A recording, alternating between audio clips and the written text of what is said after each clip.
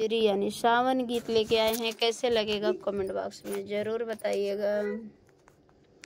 हम रात भर गिनीला तरैया पिया आवेला रोवैया पिया ना।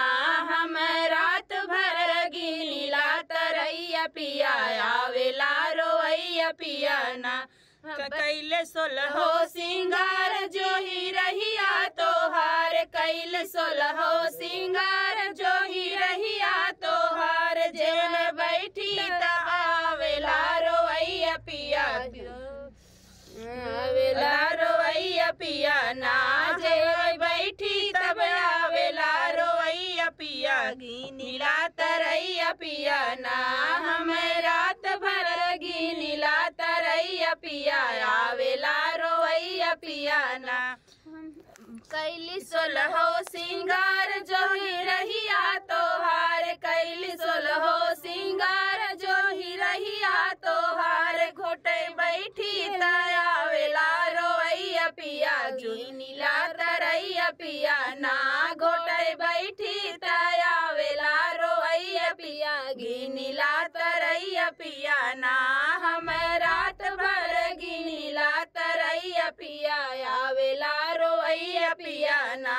हम रात भर गिनीला तरैया पिया आवेला रोवैया पिया ना। कैली सोलहो सिंगार जो ही रहिया तोहार, कैली सोलहो सिंगार जो ही रहिया तोहार। कुटे बैठी आवेला रोवैया पिया गिनीला तरैया पिया ना।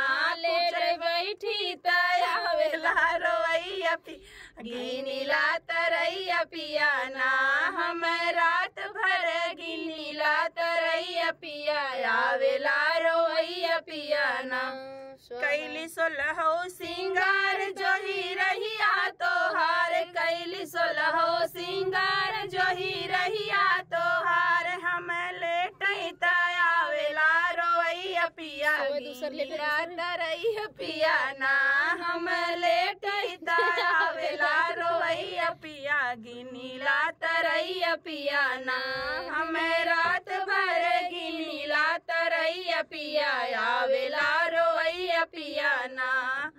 तो फ्रेंड गीत कैसे लगा कमेंट बॉक्स बताना। फिर मिलते किसी नए घर से, तब तक के लिए बाय बाय दोस्तों।